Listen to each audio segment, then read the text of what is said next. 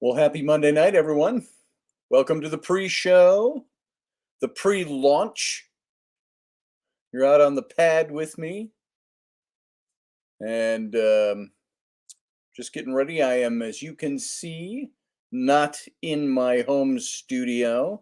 I am up once again at my friend and client's house, Andy Dabb's house. We're working on his book this week for the next few days. And so up here in the North Woods, if you want to see what it looks like up here, just about 15-20 minutes ago, I shot a little video just panning his house and out to the lake, and you see all the tall pines and all that. It's while I miss my family when I go away like this, and I hate traveling away from my family these days, it's very peaceful up here.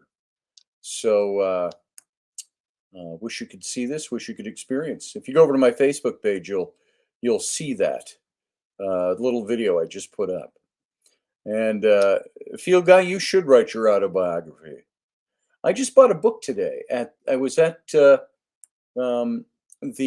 half-price bookstore, and for $3 in their sales section, I found this book, hardcover book about that thick, the autobiography of Mark Twain. And it was interesting because Mark Twain once said, he says, "There's no man that can write the truthful autobiography of himself." He says, because he'll always leave out details he doesn't want anybody to know, the skeletons in the closet and things like that. So it'll be interesting to read through that. And so, hey to everybody over there. Matt Finn, Master Finn. Oh, there's Kitty. I can't remember what the kitty's name is, but he comes and visits me. He likes to hang out in my room. He's back there sniffing my overnight bag. So, Grumpy Snack is falling into the slumber. Well, you have a good one. Hopefully, we don't just put you to sleep here if you hang out for a while. We got still about 2 minutes exactly before we go live on air. And I do have to right now, that reminded me to click on the stream. Well, hi, Cooper. That's his name, Cooper. I remember it right. Cooper, the black cat. And he always comes and pays attention. I just reached down to him and he ran this time. Not sure why. But Romeldian, good to see you. Barbie D and Roger Rabbit, good to see you. Matthew Sainsbury, good to see you. My Barbados brother. Matt Finn said it right, Grumpy. Well, pull yourself out of it, Grumpius Stackius. We need you. And I think I saw Lalanya here. And Sarah Nichols, good to see you as well. And of course, Field Guy is always here. And I'm just scrolling back through to see who all is in here already. And because we won't have so much time to do that during the show itself. And of course, I'm here. So, hi to myself. Sean, is Sean Bowden here? Sean B, it says. Good to see you, Sean. Glad you made it in tonight. And again, we got about, a little less than, about a half a minute. And we go live. So I always go dark on the video for a few seconds before we go live. So you all hang out here, and in a few seconds we're going to do that, and we're going to go live on the radio show at 4 minutes and 25 seconds past the hour, which is about 12 seconds from now. So stand by as we go dark. I'll be right back.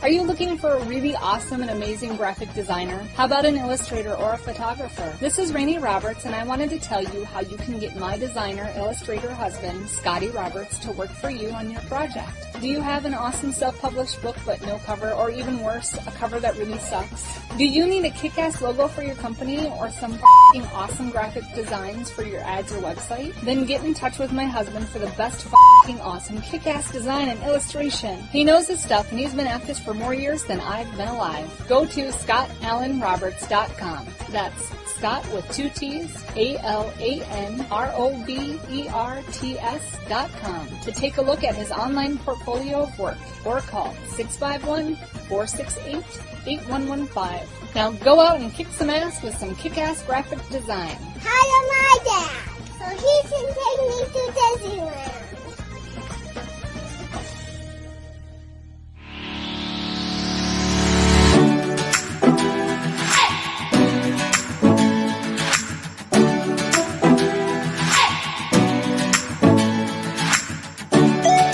You're listening to the Intrepid radio program with Scotty Roberts.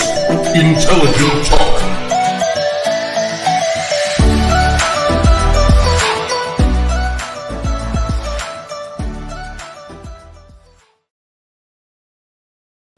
Well, hey folks, happy Monday evening and welcome to the program. I am, of course, your host, Scotty Roberts, for this, the Intrepid radio program right here on Odyssey Radio. That's ODYSY radio.com. Come on over to Odyssey Radio. Check out the show lineup. See all the hosts that are doing shows over on Odyssey. And you can find out other times when this show plays in its archived form. And welcome over on Odyssey Radio to all our audio listeners at the radio station. And also welcome to our listeners and viewers who are over on two different locations. One is the Facebook channel. That's facebook.com/Odyssey Radio. And you can watch the video and audio recording of this. Not recording, live show. And you can also come over to my YouTube channel. And that's youtube.com/Mr. Scotty Roberts. And I want to welcome you to join the channel if you haven't done that already. It's a little button down below over here somewhere. And you can click on that. It'll show you 3 ways that you can become a member of this channel. You can also just subscribe to the channel and also take a moment and hit that thumbs up button and like the broadcast. That always helps us out over at YouTube. And I want to thank you all for being here, for showing up. During the pre-show, we got to say hello to a bunch of you. And Leslie Holker, welcome, and thank you, by the way. I appreciate the donations to the cause. It's always nice to see. Thank you very much. And so everybody that's gathering over there, I hope that you are having a good beginning to your week on Monday. Now, of course, some of you work through the weekend, so it's not really like the beginning. Like Grumpy Stack, he's always working. He owns his own business, and it's hard to not work. What do they say? The business about the businessman, the entrepreneur. They'll work 80 hours a week to avoid working 40 for someone else. So I'm glad that you're here, even though you expressed that you're already about in the bag for the night. So down there in Louisiana. And everybody who's here, if I didn't get a chance to say hi to you during the beginning of the show and the pre-show, stick around. Everybody stick around. By the way, if you're listening on the radio station, you can come on over to the YouTube channel because when the show ends and stops broadcasting over on the radio station at odysseyradio.com, we continue going live on video and audio over in the YouTube channel. So you might want to come over and enjoy it. Come on over, join the family of Intrepids over there. And also, let me throw in a couple of nice words for our own stuff. Go check out TwoLoonsTumblers.com. That's my wife Rainy's company. And if you're watching in video, you'll see it up over here on the left upper corner, the logo. There's no link attached to that, sorry to say, but it's in the description. And you can see what she does over there with creating tumblers and wearables, coffee mugs and glass jars and water bottles and all that kind of cool stuff. And she's hired me to do all her graphics. So where she's not doing graphics of her own, she's got me doing the specialty graphics. So it's a lot of fun for me too. Go check it out. And talk to Leslie, talk to Matt Finn, and you'll catch a couple of people who have gotten some of her goods. And also check out it's 9:09 p.m. Central Standard Time. Uh-oh, what'd I miss? I had a rough start to my week, says Leslie. We had Amelia all weekend and found out she had bugs in her hair. Oh, no. Whole lot of cleaning today. Yeah, that's the thing. That happened to our kids once, several years back. And all of a sudden they came home and the school sent out an announcement, watch your kids' hair for lice. And we had to check everybody out. And while I don't think we found too many, we might have found one or two, which was scary enough. And so everything, all their clothes, all their bedding, all the upholstery on the sofas, all that stuff needed to be cleaned. And it was a pain in the royal ass. So I don't envy the work you got ahead of you there, Leslie. So, and Leslie can probably answer some questions if you got some questions about that stuff. And tonight, I want to talk about something that we've talked about before, only from a little different angle. I've talked about meditation before and what's involved in meditation, but we always talk about it from a more spiritual point of view, or a vantage point anyway. And spiritual, not meaning religious, but a practical point of view from a spiritual vantage point. And that is meditation that goes along with clearing yourself, setting your intentions, so you can go out and start manifesting your intentions, your intent. As we talked about last week, living a life of intention, many times that involves meditation. And this came into my mind today because of this book that I'm writing for my friend Andy Dabbs. And don't get me wrong, I'm not the only author. He is writing his stuff. I'm taking that and I'm refining it for the book. Plus, I'm adding a lot of information. Been doing a lot of interviewing and things like that. And so I have the opportunity to write about a lot of things. And I wanted to give this kind of as a little preface to, and that's some of the writing I've been doing on his book. And there's a little section that I wrote about that was talking about meditation. And let me regale you with some pages from this book. And Andy was talking in this section about making the right choices. And I took that and I expanded on that to be able to talk about making choices and what I know about Andy and how similar he and I are on certain areas. So it actually clicked very well as I wrote. And it goes like this in the book.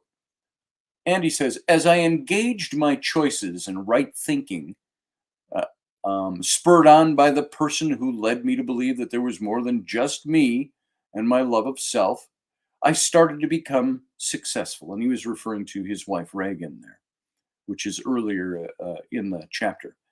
He says, not just in life, but also in my business. Did this alone make me happy? Somewhat, but not fully. What most people didn't know was that thing deep down.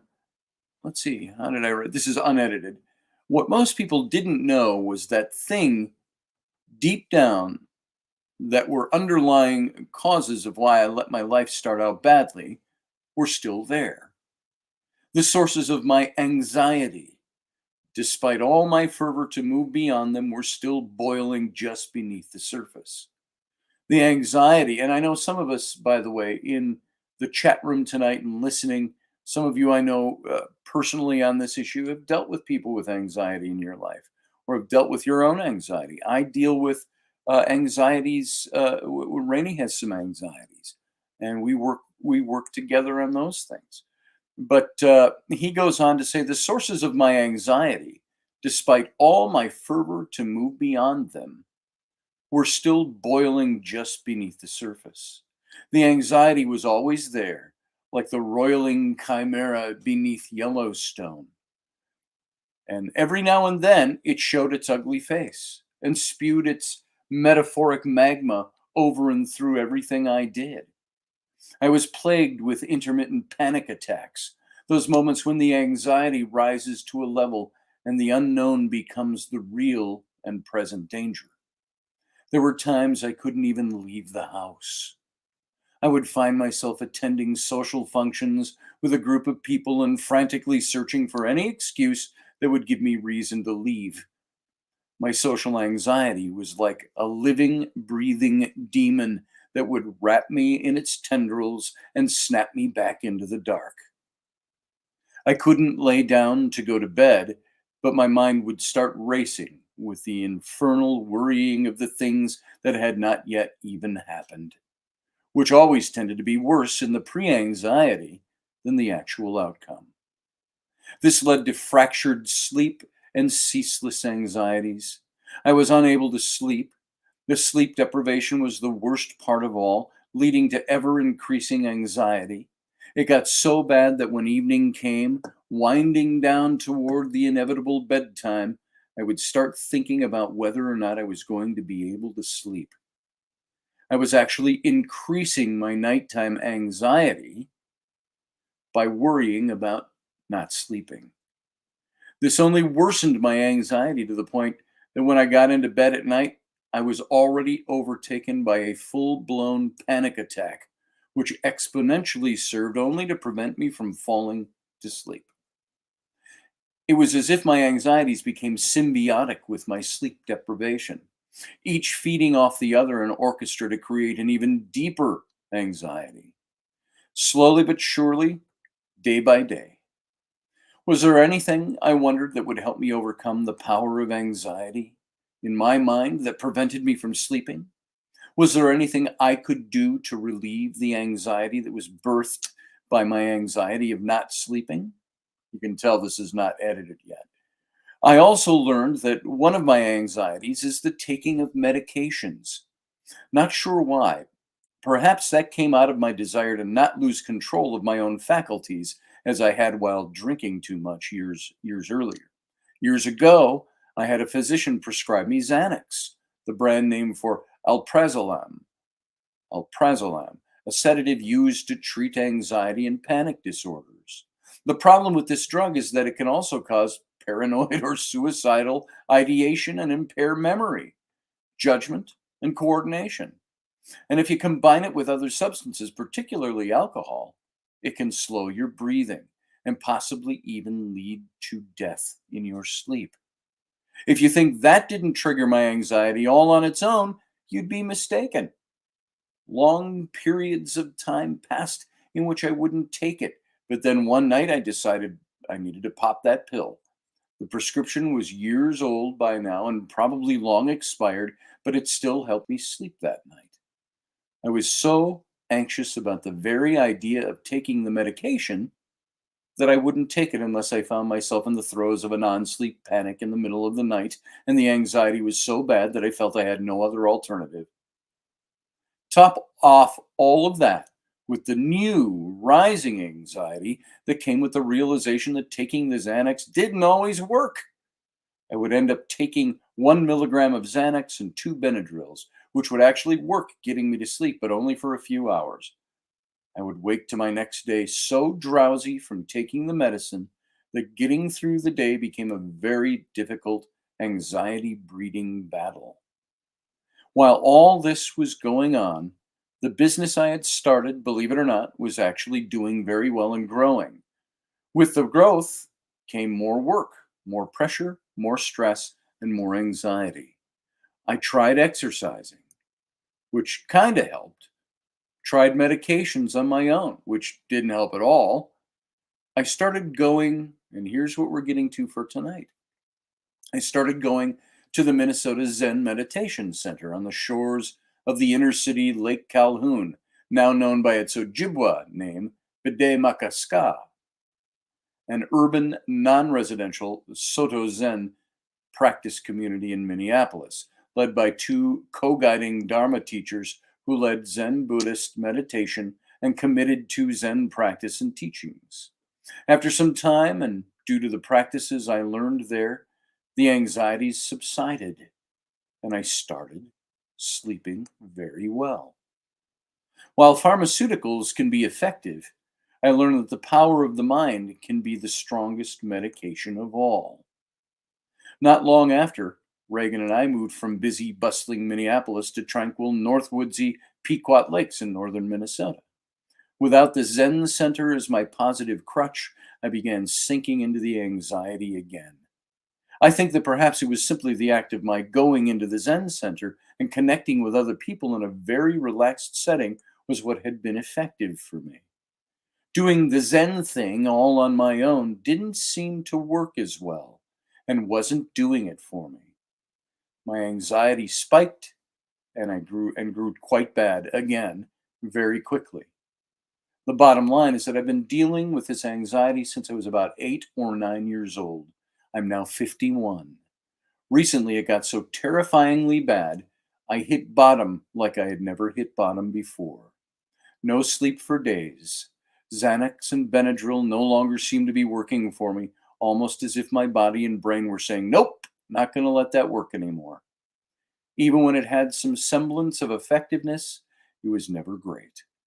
So I went to the Baxter Urgent Care Facility and I met a doctor and so on and so on. He gets prescribed something else. And he said, much to my surprise, my anxiety seems to be managed much better throughout the day. For the first time in the longest time, I slept at night without feeling groggy or hungover in the morning. Sometimes there are chemical imbalances that need readjustment. Sometimes meds are okay. And this all comes on the heels, of course, of having started this whole chapter with him saying, I love to hike. This isn't something I've always done, but more of an acquired taste the older I get. People have lots of reasons to hike, physical fitness being primary among them. For me, while I do strive to stay in as good a shape as I possibly can, it's more of a relief valve, a stress reducer, and a very visceral means of not escaping any demons from my past, but of showing them, the world and the universe, that I'm here. I am awake, not woke, that's a political thing, and that I'm aware that I am awake. Meditation doesn't always require sitting cross-legged with my upturned hands on my knees while humming an om to the world. For me, and there it is again, the for me qualifier, is my way to stay connected to who I am, where I've been, and how I've come to where I now exist. God knows, if you believe in a God, that I could be in a very different place than I am right now. My life could have taken one of several different paths, and I may even have ended up in a place where hiking is as far away from daily routine as is flying to some distant star. And it goes on after that. Now, the interesting thing about all this is that this was all stuff I've just recently written about in this book. And I thought, meditation. We talked about meditation many times on this show. We talked about it just the other night. We hit on it briefly again when talking about living with intention. And for Andy, he found that one of the most effective things that he had done prior to getting some new meds was meditation. And meditation can take many different forms. It doesn't have to be sitting cross-legged or zoning out. Meditation, Barbie D just said in the chat room, for me, it can be anything. If that's the context of what you were saying, I just happened to see that post. And Morgan Snow says, yes, it is. And it's horrible on the mind, I think, talking about anxieties. Anxiety is the worst, said Leslie Holker. It's my wife, Rainey, is here. She says, hi, Daddy, I love you. I think that's probably from my little girl. Ellery or Rowan. I don't know which one it is. Hey, I love you both. I love you, Flynn. I love Ellie. I love you, Rowan. I love you, Rainey. So there you go. So Rainey is here. It's nice to know that they are here. I just saw that, Leslie. Thank you. No, it's Ro. Hey, Rowan. I love you, girl. And I miss you. Wish you were up here. It's beautiful up here. A little cooler, but it's beautiful. It's going to be hot and humid back home by Wednesday. So it's a little cooler up here today. So meditation. Oh, Carly Sagan says, I suffered debilitating anxiety. It's right there in our chat room, folks. And so everybody, this touches everybody in one way or another. I am not a person who is plagued by anxieties, but as I was writing this book, I found I experienced some of these same things. You all know me. I come in here some nights and I talk about, well, you know, I went to bed at 9 o'clock last night and I woke up at 1:50 and was wide awake. Last night, went to bed about 10 o'clock, I think, by the time I fell asleep. And I woke up at 1:50 this morning. And I thought, oh, why am I awake again? Why I dread going to sleep for fear that I'm not going to be able to sleep through the night. This is the same thing Andy was talking about that I wrote about in his book. And I thought, is that anxiety? Because what are the anxieties that plague my life? What are the things that keep my mind awake? You know, it's very interesting Old Testament passage with King David, who said, my gods won't let me sleep. Or the idols he talked about. He was talking about the things that have become idols to me are the things that don't let me sleep at night. Or conversely, the stuff that I worry about so much that I cannot sleep have become idols in my life because that's all I focus on, be it running a business, be it running a kingdom in David's case, be it whatever we do. So anxiety is there. And so I woke up at 1:50 this morning and I figured, well, let's see, if I fell asleep at 10 o'clock, that's almost 4 hours of sleep. And so I got up and used the bathroom and I thought, okay, I'm going to lay back down. Laid back down. Couldn't get comfortable. Couldn't get my mind at ease. So I went, and I sat back up. Okay, I'm awake. It's now 2:30. And I got up and I had a bowl of cornflakes and turned on the news and thought, this is going to make me tired. Finally got back to sleep around 4 o'clock and then woke up at 7. And you know what? At 7 o'clock, I was not refreshed. So this is the pattern. So where does meditation fit into this? Why am I bringing up meditation? Why am I talking about it? I've got some stuff in front of me, and I've got something here about 9 types of meditation, and which one's right for you. But before I do that, I want to get into something I saw in Psychology Today. Meditation is to them, and it's in the headline for tonight's show, meditation for the mind, to the mind, is what aerobic exercise is to the body. And the question we have to ask is, why practice meditation? Contemplation is to the mind what aerobic exercise is to the body. Studies have shown that regular meditation promotes mindfulness. The best meditation of all is the one you will do. Find enjoyment in your meditation, not a drudgery. Oh, I didn't take time today to meditate. I better go squeeze in 8 minutes. Find a way to enjoy it.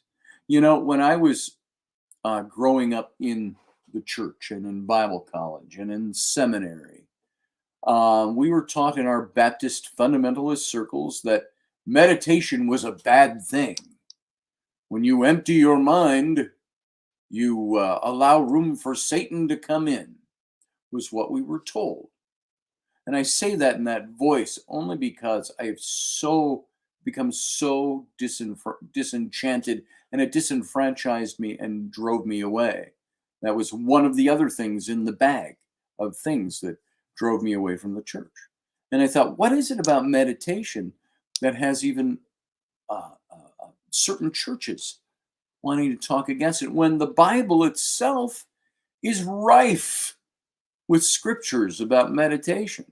But of course, there's one thing about biblical meditation. Wherever it says it, it generally always seems to be followed up with following the commands and following the dictates, following the mandates of God and following scripture. I'll give you just a couple of examples. Psalm 19:14.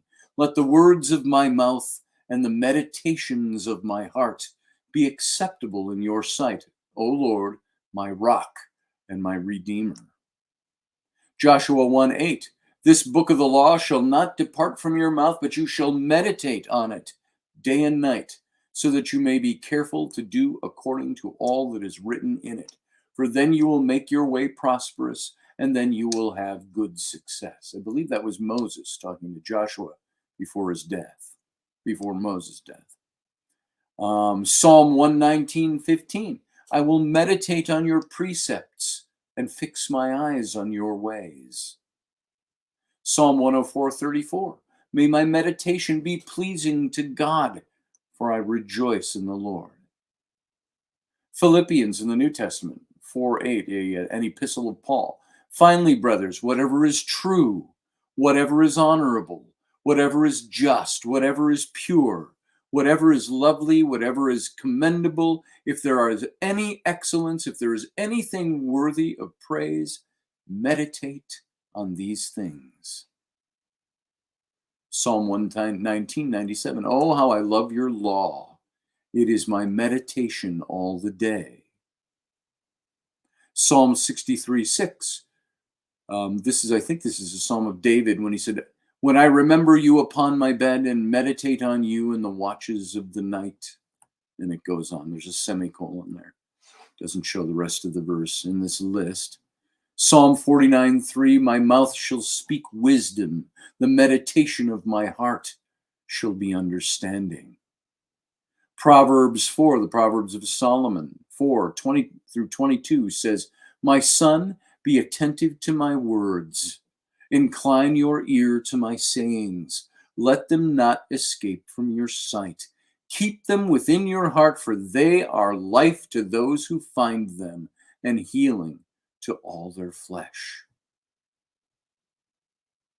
I have stored up your word in my heart, that I might not sin against you. Speaking of meditation in Psalm 119 again.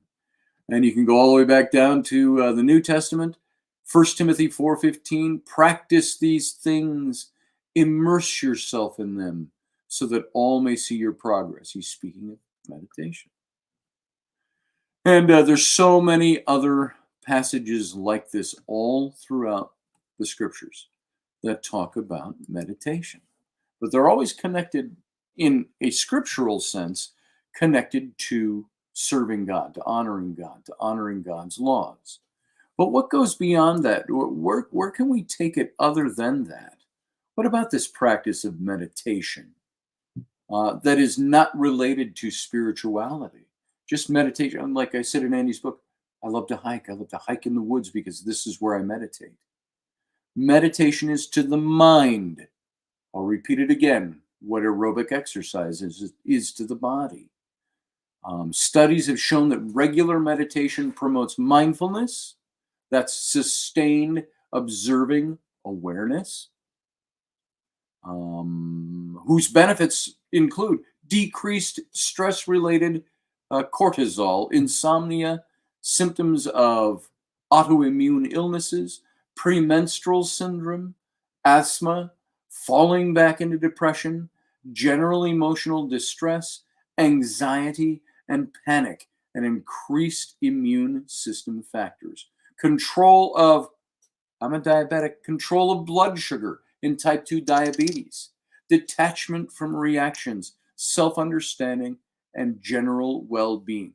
That's what regular meditation promotes mindfulness and includes decreased stress-related symptoms for all of those things I just listed. In your brain, Regular meditation increases the gray matter, the neuronal cell bodies, and the synapses. In the insula, it handles interoception, or sense of your own body, self-awareness in general, empathy for the emotions of others. The hippocampus, it has a key role in personal recollections, visual, spatial memory. Remember I said I was struggling with memory issues a couple of weeks ago? A lot of stress, a lot of anxiety, very little meditation. Visual spatial memory, establishing the context of events, calming down both the amygdala, that's the alarm bell of the brain, and the production of stress hormones like cortisol. The prefrontal cortex, the PFC, private first class of your brain, supports the executive functions, self-control, and guiding attention. Regular meditation also increases activation in the left private first class, which lifts mood. It increases the power and reach of very fast gamma range brain waves, which promotes learning. It preserves the length of telomeres, the caps at the ends of DNA molecules. Longer telomeres are associated with fewer age-related diseases. This was found in a 3-month retreat and may not apply to meditation in general, but in a particular grouping it did. It reduces cortical thinning due to aging in the insula and the PFC. Meditation is the quintessential training of our attention. Since attention is like a vacuum cleaner, sucking its contents into your brain through what's called experience-dependent neuroplasticity, getting better control of your attention is the foundation of changing your brain and thus your life for the better. The research that's all summarized in the stuff I just read here is just scratches the surface of the benefits of meditation. It's you saying to the world and to yourself, I'm going to step off the hamster wheel now. And this time for me. And it's a way to center on being rather than doing. What a relief that is, huh? Are you so buried in doing that you aren't experiencing being? Meditation is a way to do that, to help you with that. It's a way to see the mind streaming along, transient and insubstantial, an unreliable basis for lasting happiness, not worth chasing after or struggling with. And the minutes you spend meditating are usually the best ones of your day. You feel like coming home. Now there's the practice of this. The best meditation of all is the one that you're going to do. And I've got a list of 9 different kinds of meditation we're going to get into. What time have we got? Yeah, we got about 20 minutes left. So find what you like, and you're going to stick with it. Find what works for you. There's tons of books, there's tons of talks, tons of stuff on the internet. Go to YouTube and look up meditation videos. And even videos about meditating. Plus great teachers all over the place. Relax. Rest. Intend to meditate. Make it an intent of your day. Come into a sense of presence with yourself. Know whether you're meditating in relationship to something transcendental, such as prayer, or not. Find something to anchor attention, and there is secular meditation too, by the way. Find something to anchor attention, such as the sensations of breathing, a word or a phrase, or an image or music, tones in the background. I play stuff on the YouTube that has tons of that kind of thing to play. Use an anchor that's stimulating enough to keep yourself present. Feel free to do walking meditation, like my friend Andy does, who walks through the woods. Use an audio program to guide you. Meditating with others can also help you stay focused. That's also what he did at the Zen Meditation Center in Minneapolis. So start by giving attention fully to your anchor, letting go of everything else. This is how it's done.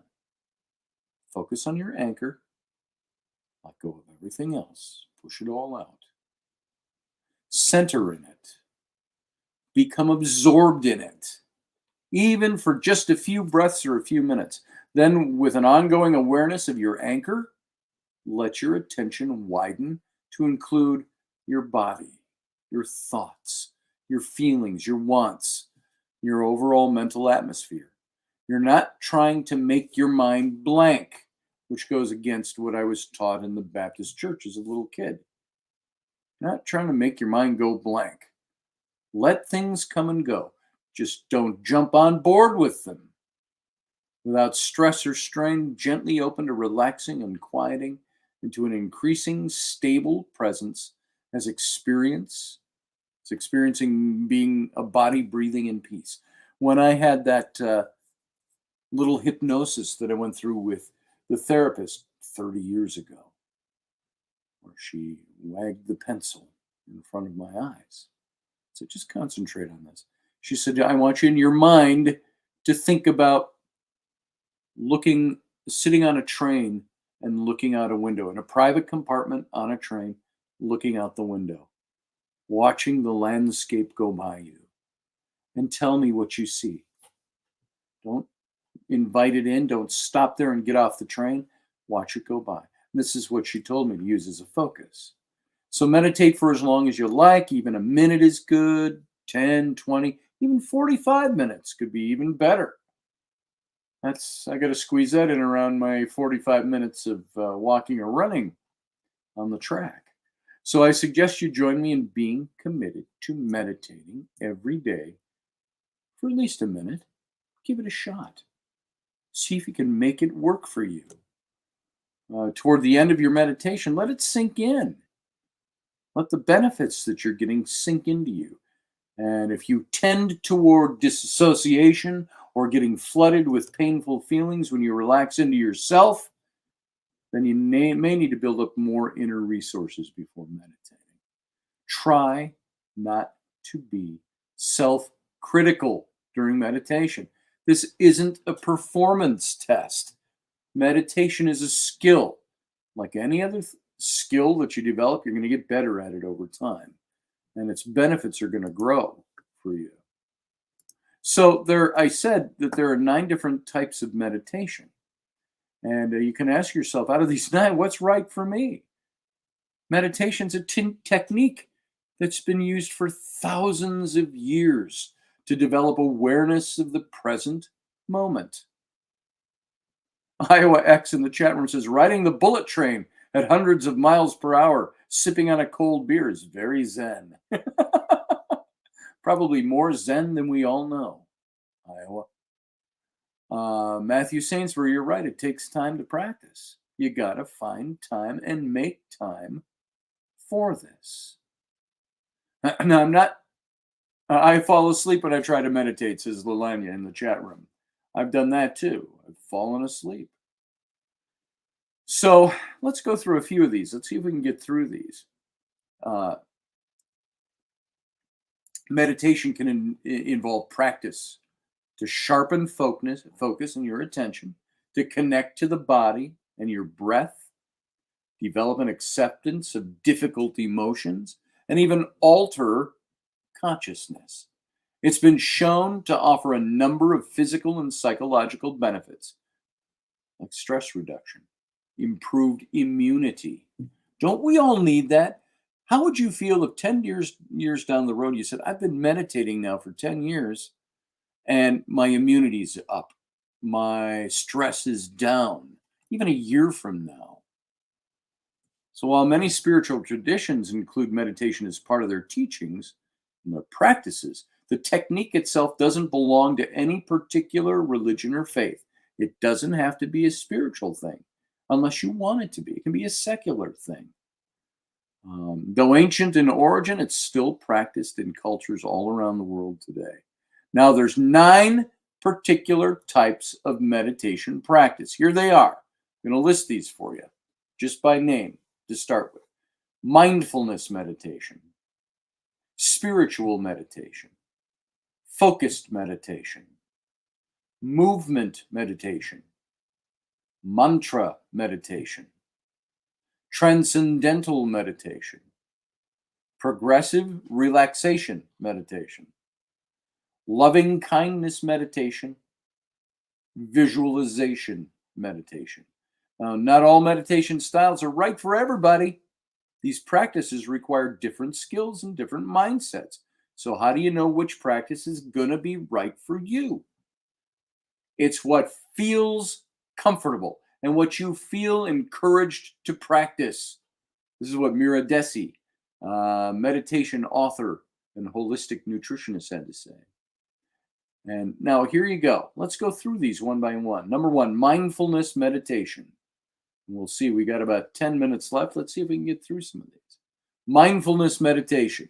Mindfulness originates from the Buddhist teachings, and it's the most popular. It's a researched form of meditation in the West. It's in mindfulness meditation, you pay attention to your thoughts as they pass through your mind. You don't judge the thoughts or become involved with them. You simply observe and take note of the patterns while, as Iowa X said, sipping on your cold beer.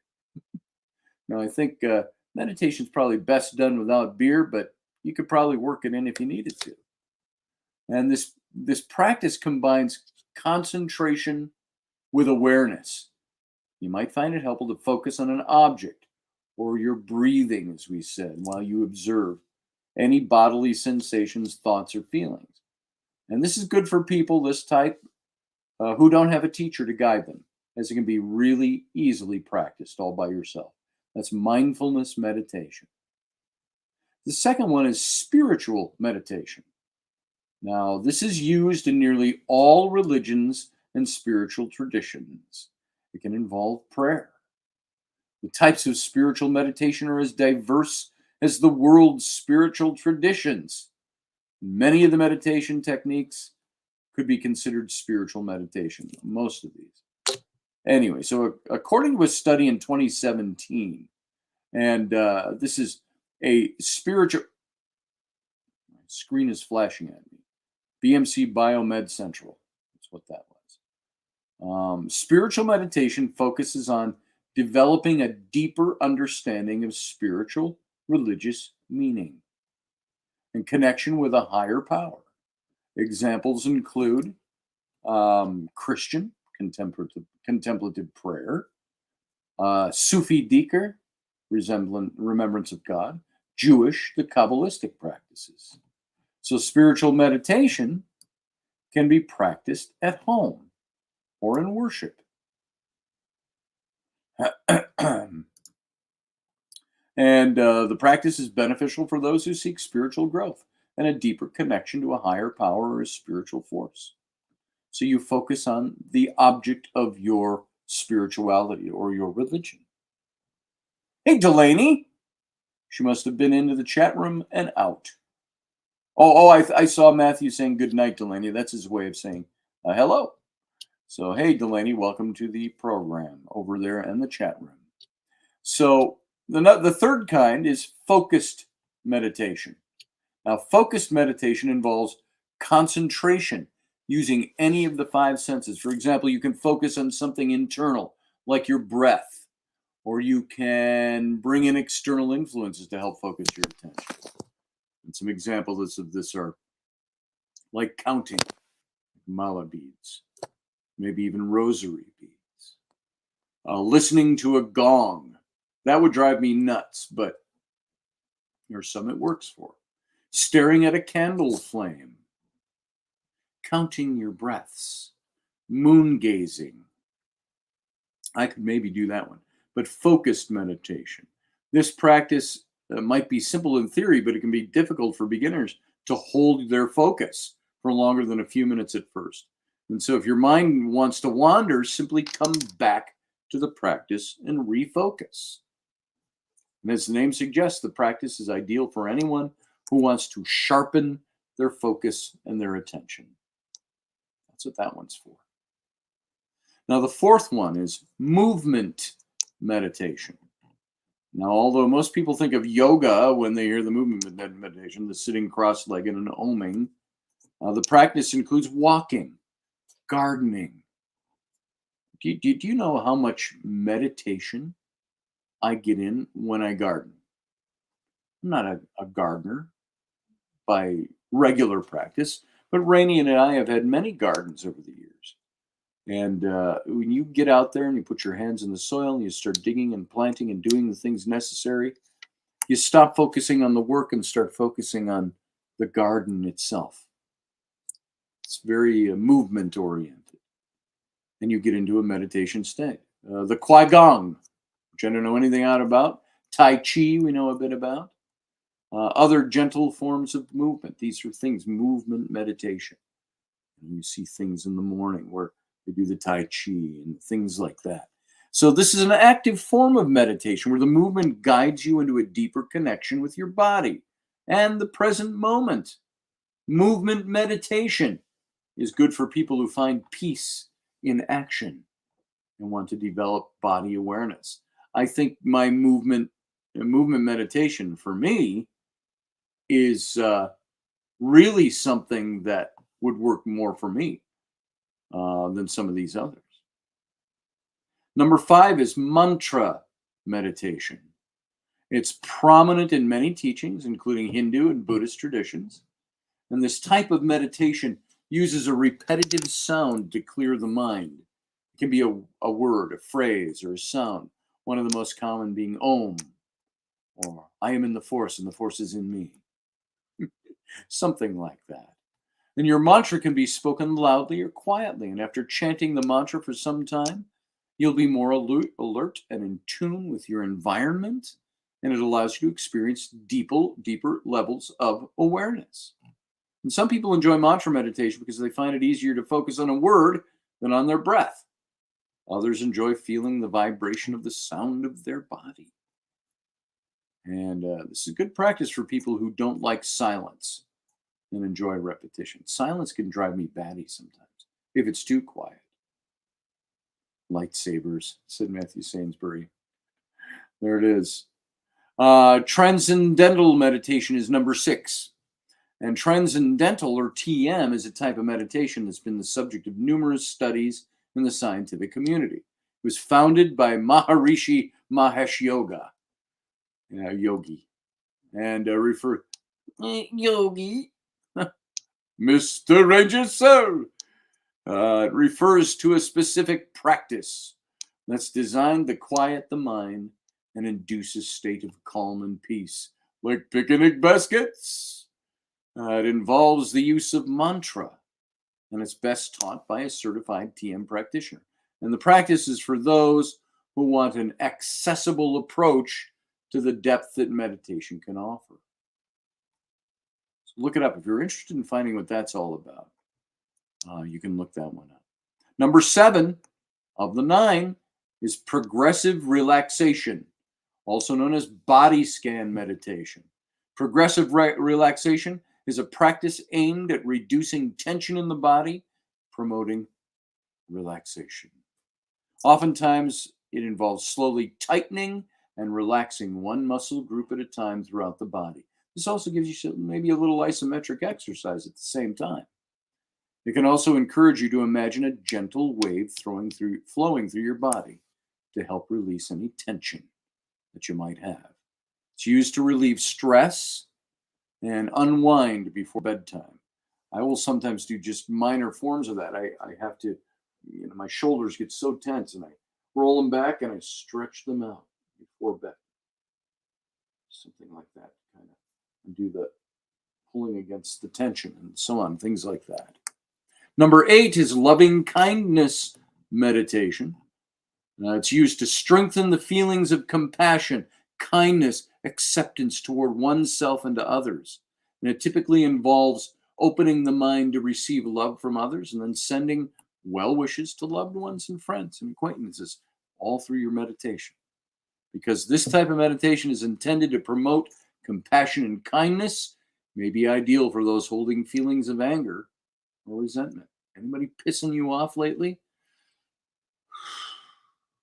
Clear that and focus on loving kindness types of meditation. And the ninth one is visualization meditation. Visualization meditation is a technique focused on enhancing your feelings of relaxation, of peace and calmness by visualizing positive scenes, images, or figures. And this practice involves imagining a scene vividly, using all your five senses to add as much detail as possible to that scene. And it can also involve holding a beloved or an honored figure in mind with the intention of embodying their qualities. Another form of visualization, and I'm visualizing that we have 1 minute left to this show before we go off air over on the radio station, involves imagining yourself succeeding at specific goals, which increases your focus and motivation. And many people use easy for me to say, visualization meditation to boost their mood, reduce their stress levels, and promote their inner peace. That's it, folks. That's it for tonight. Stick around for the Captain's Cabin after the show tonight, and we'll see you right back here tomorrow night. And hang on. We'll be right back.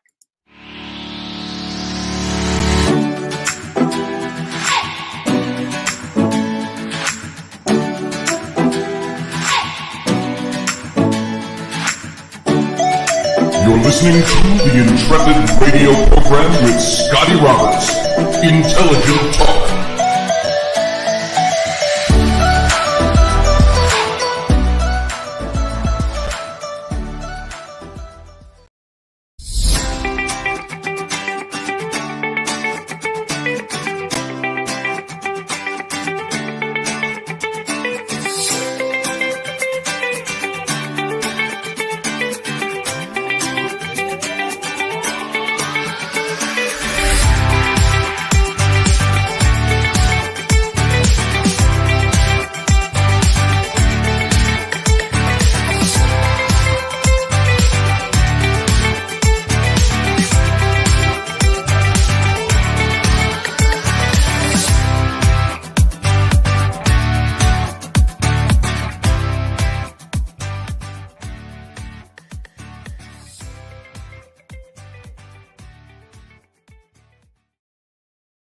All right, folks, we're back for the Captain's Cabin. Arr. I always want to do that. Arr. It's the Captain's Cabin. Welcome to the after show. It won't be super long tonight. It won't be another 2-hour marathon with Uncle Dave. And as a matter of fact, Uncle Dave says right here in the chat room, says pain is great for putting you in a different state, or the act of focusing past the pain, that is. That's true.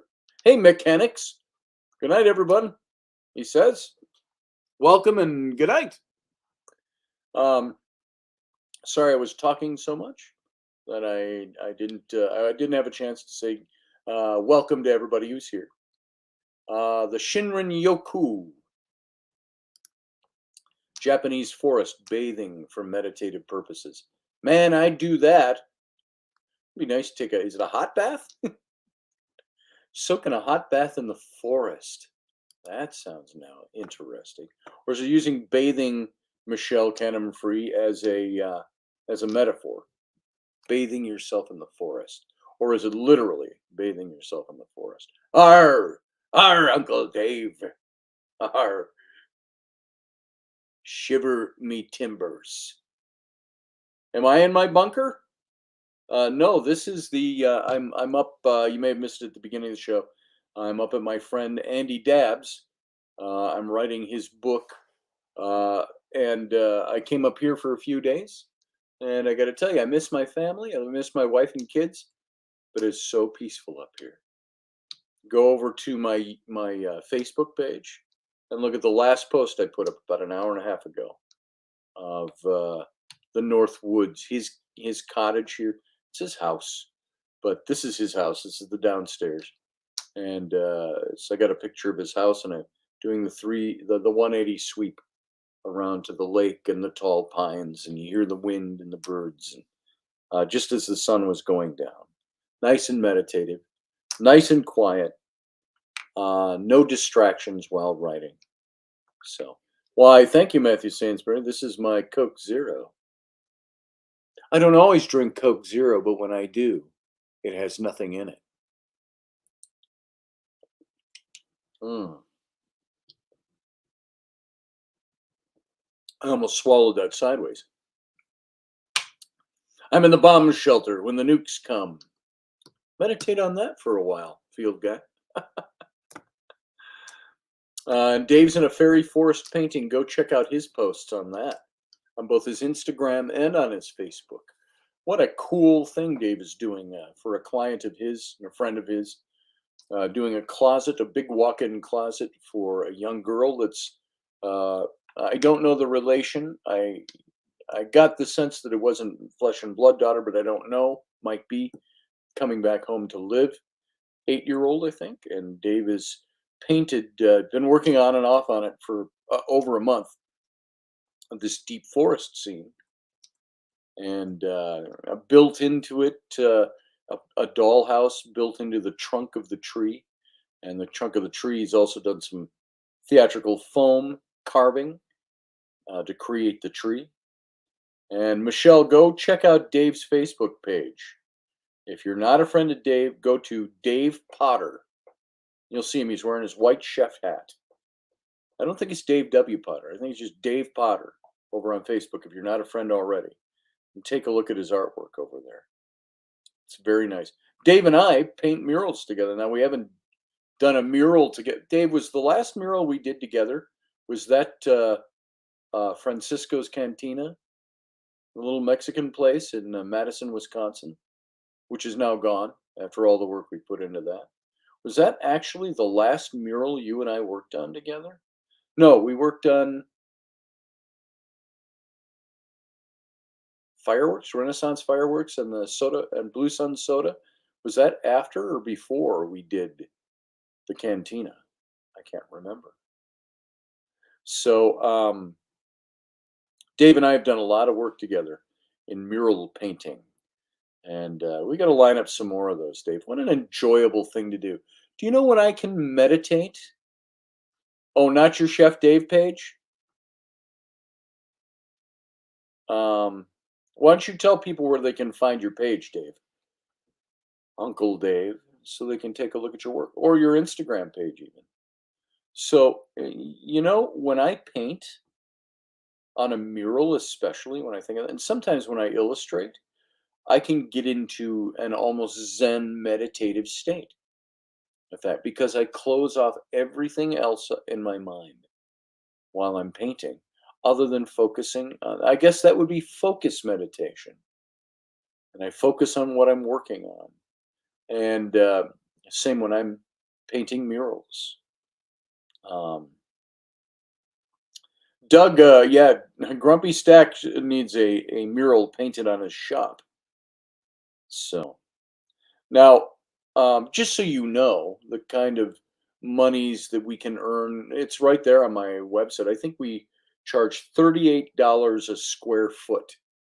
Now, we're always negotiable, of course, but when we're painting murals, so if you have, say, an 8x12 wall, 8 foot tall, 12 foot long, what's the use 8x10? It's easier figures. That's 80 square feet times $38.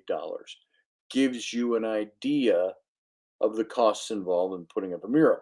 Now, that's a bracketed price. It's a basic price. By the way, if you go over to my website, ScottAlanRoberts.com, Scott with 2 T's, ALAN Roberts.com. You know, it's funny, for all the times I say ALAN, I'll spell that out for people. What's your email? I go, it's ScottAlanRoberts@gmail.com. And I said, Alan is spelled ALAN. Okay, I got it. Scott, SCOTTALLENROB. No, ALAN. But if you go to ScottAlanRoberts.com, thank you, Matt Finn, click on the murals link in the top menu. I think it's at the very top of the page, unless I lowered it down below the Sword in the Clay banner. Click on murals, and when you're in there, scroll down to, let's see, hold on. You can see one of the last murals Dave and I did. Yep, it's at the very top. It'll say murals in the very top menu line. Click on murals, and you'll see a bunch of the murals I've done, and then some of the ones Dave and I have done together. Let's see, as you scroll through there, if you're there, it's got all the information on pricing and stuff like that. But you can scroll down, you can see the mural I did for my daughter's facility, their warehouse and their studios for the Mermaid Tales. There's a mural there for a metaphysical bookstore. There's a mural there. There was a niche mural that I did in somebody's house. They flew me out to Washington State, and they lived out on an island in the Puget Sound, and had me paint this mural of Michael the Archangel. Now that was, when did I do that? That was before my heart attack. So that was at least 5 years ago, if memory serves. And oh yeah, it was about 2 months before my heart attack. It was in November, December, somewhere in there of 2016. And I would paint this totally differently now. And I said that once, and she heard me say that or saw me post that. And she goes, "What? You're not happy with the work you did on my wall?" I go, "No, it's not that. I would just have a different approach." Has hit me. You know, when you're an artist and you paint, you'll paint something and you go, the customer will go, "Wow, that's fantastic." And you'll go, "Yeah, I wish I could redo that. I didn't like that, that piece of it." So anyway, you scroll further down, there's one of Tam O'Hare and the ships in a bedroom. And then right below that, you'll see a storefront. And that is Francisco's Cantina. And through on the right side of that picture where you see the cars parked out front, you can look through that window, and that face with the big eyes is all the way on the back wall. And so Dave and I painted this mural. And you can see the next big picture down is the finished mural. We did a forced perspective on the pyramid, the Aztec Mayan pyramid there.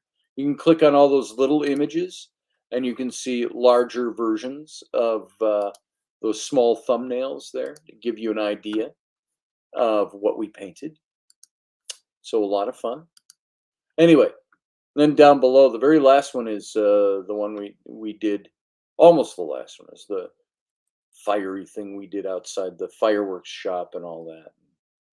Then the very bottom one is, no, not even the very bottom, there's even more. But there's one I did at a pizzeria entryway. It's got the tree, and you see the kind of Italian old temples and stuff like that, Roman old temples and stuff. And then the Strongbow logo I did as a back wall to a bar at a friend's house, in his own bar. He imported a bar from Ireland, I think, or he had parts of it imported and built that in his house. A little bar, 10 feet long, 8 feet long. Then a big Robin Hood mural I did down there for a girls' home way back in the 90s. And then, of course, Dave and I worked on this big Masonic hall, which you see down at the very bottom. But I only go through that to just say, these are the things that we did. These are the kinds of murals we did. The link says not secure. That's weird. Just bypass it if you can. The link that let's see. Let me try this. Let me copy the link. I'm going to copy the link to the murals and paste it in if you guys want to look at it. Field guy. So hit that. Copy that. It doesn't have the www in it. So try that link and see if it gets you to the murals.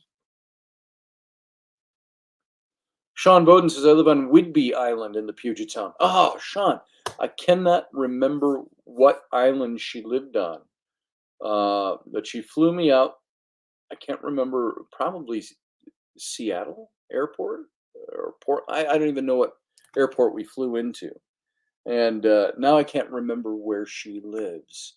There was a little island she lived on, and I actually put it up on the post, and she said, "Oh, take down the island." She said, "I don't really want people knowing exactly where I live," and so I promptly forgot it. So it works on the Field Guy's laptop. The link. There you go.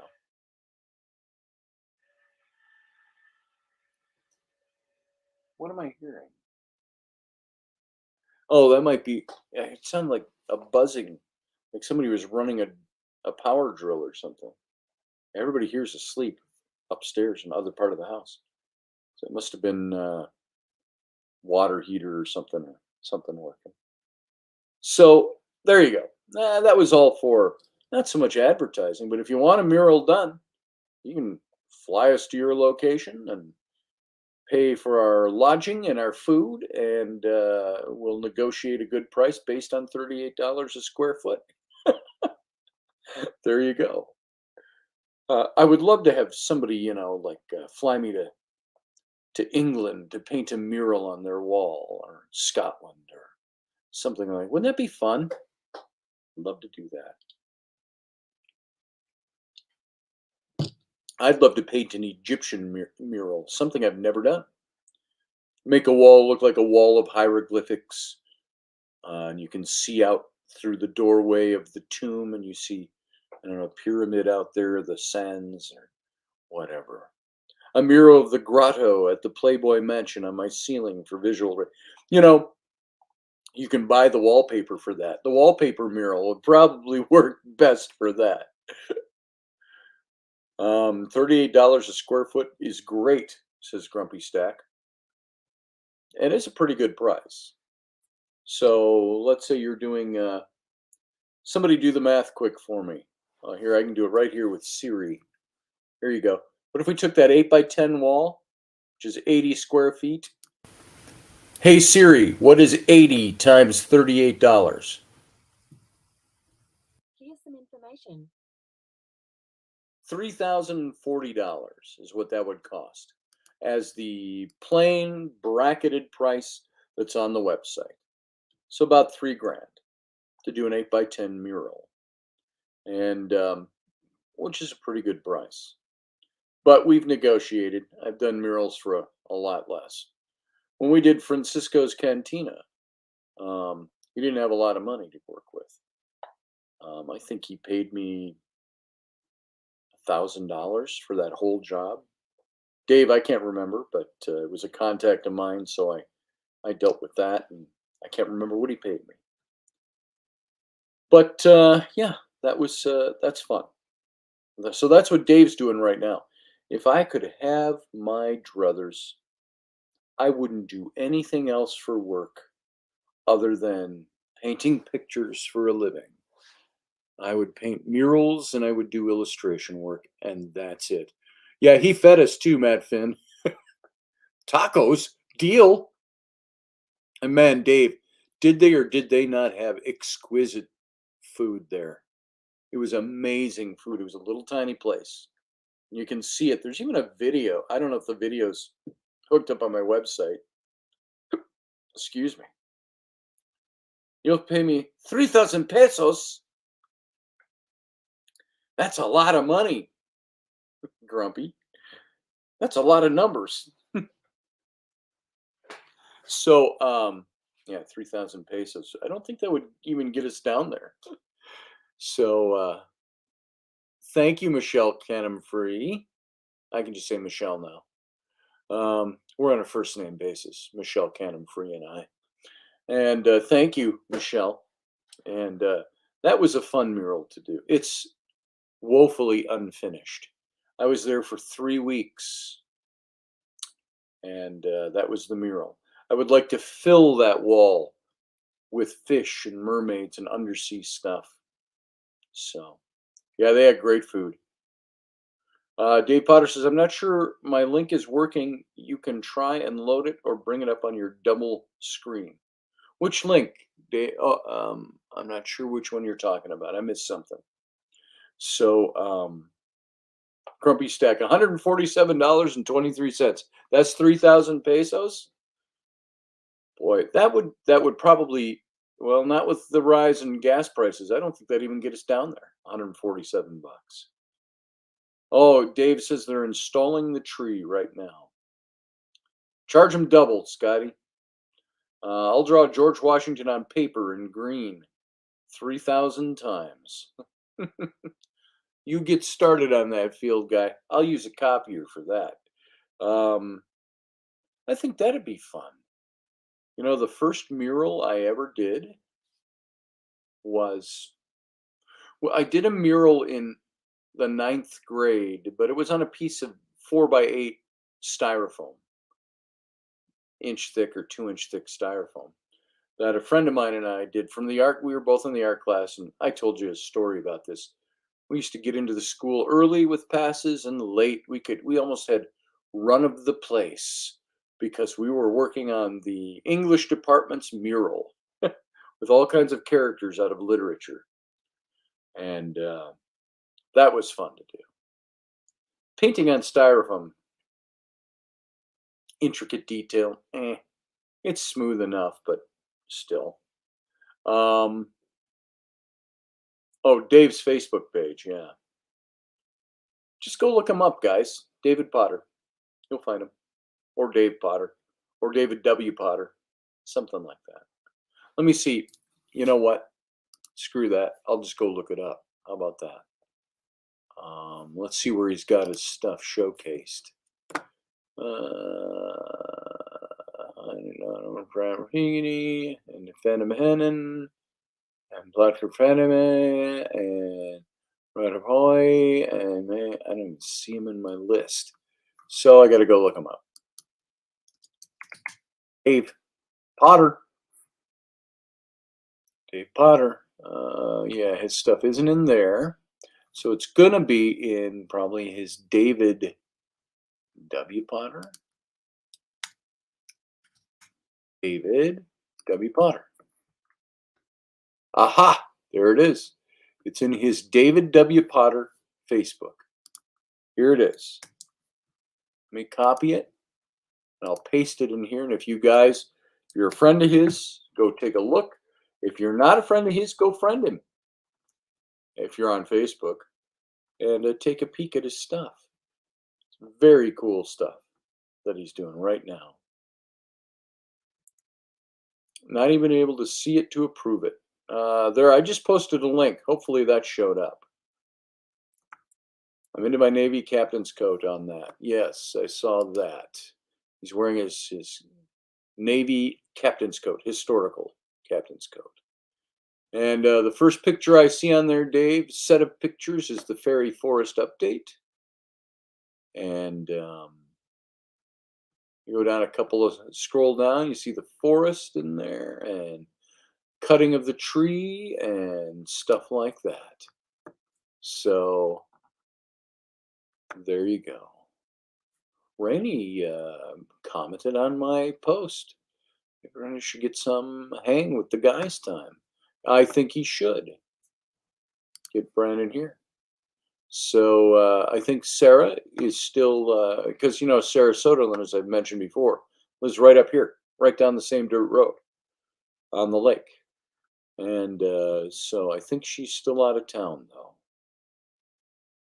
So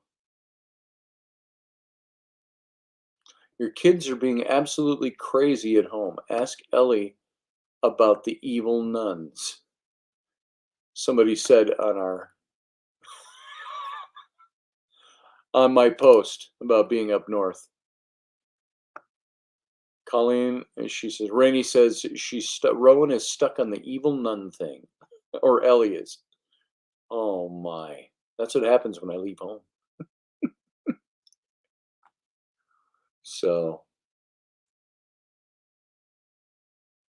So anyway, you can see that post. You can see Dave's posts. We'll be doing a new update later tonight. I'll be doing a new update later tonight, says Dave Potter. Uncle Dave. Matt Finn says, you and your moderator team are the only ones able to post active links. For everyone else, it doesn't even allow it to be viewed. Oh, and released by me. So mine went through, correct? That's good. I probably have that setting that way, done that way, so people can't just come in and post anything they want. So, what else is going on in the chat room here tonight? So, painting for me, being creative, is a great way for me to be able to meditate.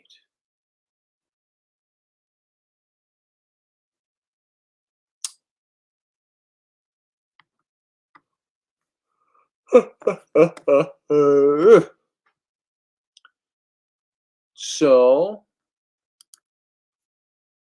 I'm just looking at a couple of things while we're talking here just to see what's what.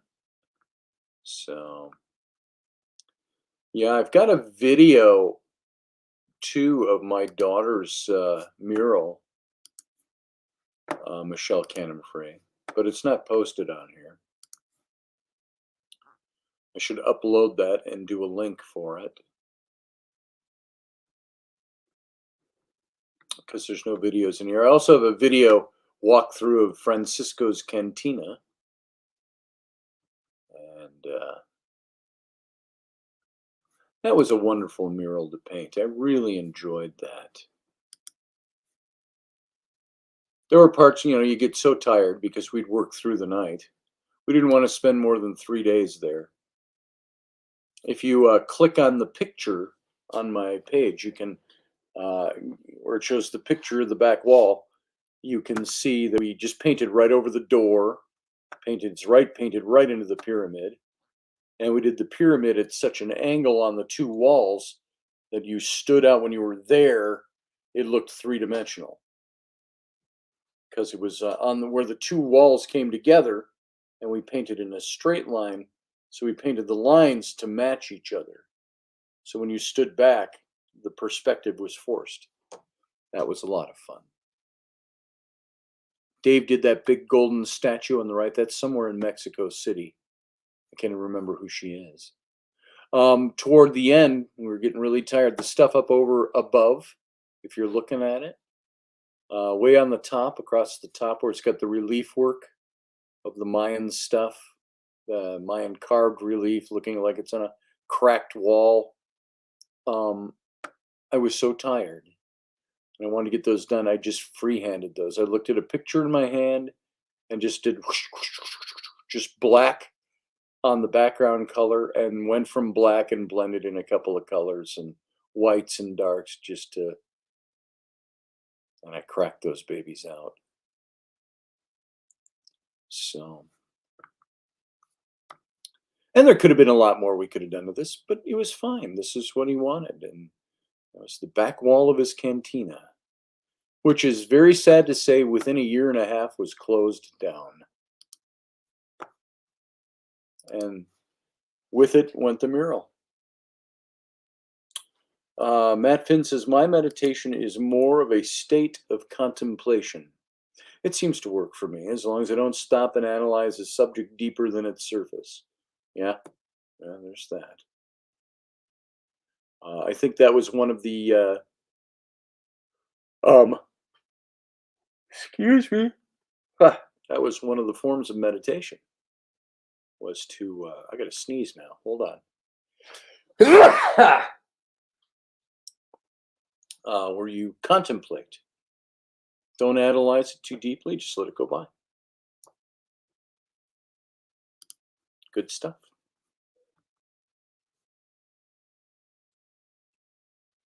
So, yeah, I'd love to be doing more mural work. I need to just simply promote it better.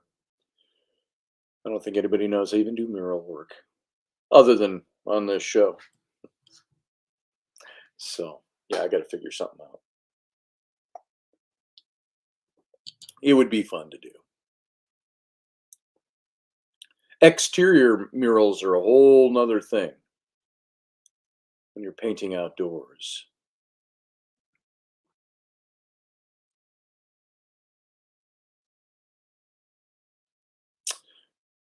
I remember, here's a story for you. When I painted if you look at my page, you scroll all the way down. Yeah, state of no fucks given is the reward for years of struggle. Ain't that the truth, Iowa X? I've been a professional commercial artist, commercial in the sense of this is how I make my living since right around 1984. So it's been, now I did it before that. I was in high school and college, and I worked as an artist for a print shop. So you could technically go all the way back to 1977 is when I started my professional artist work, creative work. And my first job in 11th grade. Now, remember, I went to a church high school with one of the big churches in Minneapolis. They had a huge school facility. And in the narthex of the church, the big main flagstone entryway that was, 20 feet wide and led from one part of the church over to the carpeted area where the sanctuary was. That big long hallway was always adorned with paintings from kids in the high school who were in the art classes there. And I had a painting up there that one of the seminary students, there was also a seminary there, and a radio station, and all this stuff was all housed in that huge facility. And a guy that did publishing, he would take old theological books that were out of copyright, 76 years old or more. And some of them were even crumbling. And they would take these and cut them apart and shoot pictures of every page on a litho camera. You'd get the films, and we'd touch up all the bad spots and lay them out and print them on a little press in his basement. And he was James Family Publishing. They did old theological reprints. And he had hired me to do pen and ink drawings for the covers, the dust jackets of his theological books. And that's where I got my start in it. So I've been at this now for 45 years, if you add up all the years, doing creative work. And yeah, that's the years of struggle. And I'm still not a millionaire. So that'll come by the time I'm too old to enjoy it. So I'm not speaking that into existence. I'm just saying. Matt Finn says, well, it's time, my friends, for me to retire to bed and attempt to do the sleep thing. Have a great night. I love yous. And we'll see you back here tomorrow night. Good night, Matt Finn. Love you, brother. Iowa X ended up plastering the walls of an older house and found himself making it textured and working some random designs into it.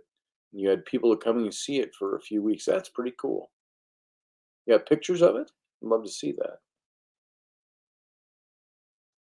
Delaney Pearl Jones says, on my walk past Lincoln's speech spot in 1859, there's a white buffalo and native person mural.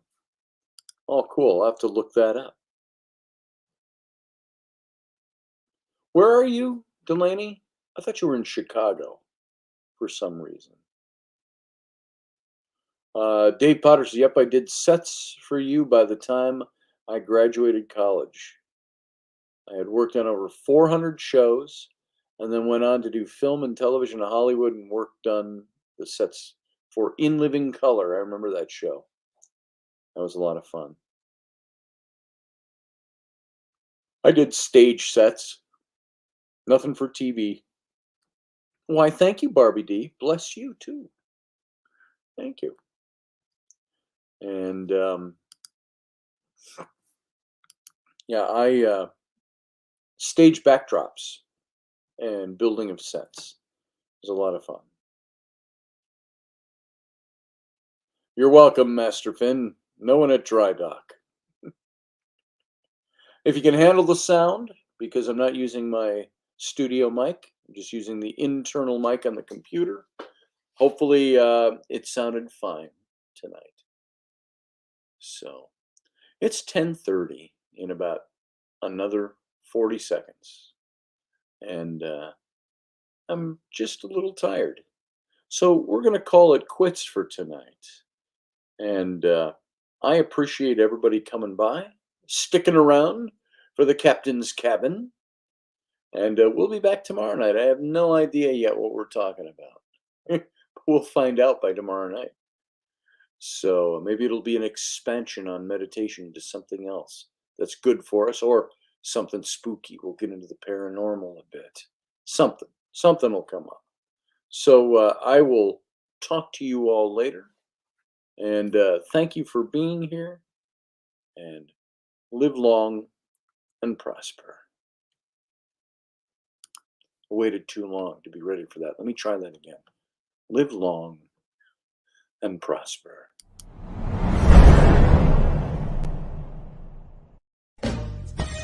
Are you looking for a really awesome and amazing graphic designer? How about an illustrator or a photographer? This is Rainey Roberts, and I wanted to tell you how you can get my designer, illustrator husband, Scotty Roberts, to work for you on your project. Do you have an awesome self-published book but no cover, or even worse, a cover that really sucks? Do you need a kick-ass logo for your company or some f***ing awesome graphic designs for your ads or website? Then get in touch with my husband for the best f***ing awesome kick-ass design and illustration. He knows his stuff, and he's been at this for more years than I've been alive. Go to ScottAllenRoberts.com. That's Scott with 2 T's, ALANROBERTS.com to take a look at his online portfolio of work, or call 651-468-8115. Now go out and kick some ass with some kick-ass graphic design. Hire my dad so he can take me to Disneyland.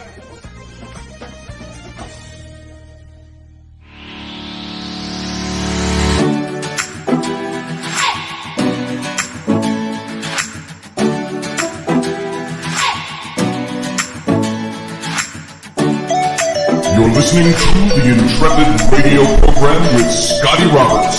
Intelligent Talk.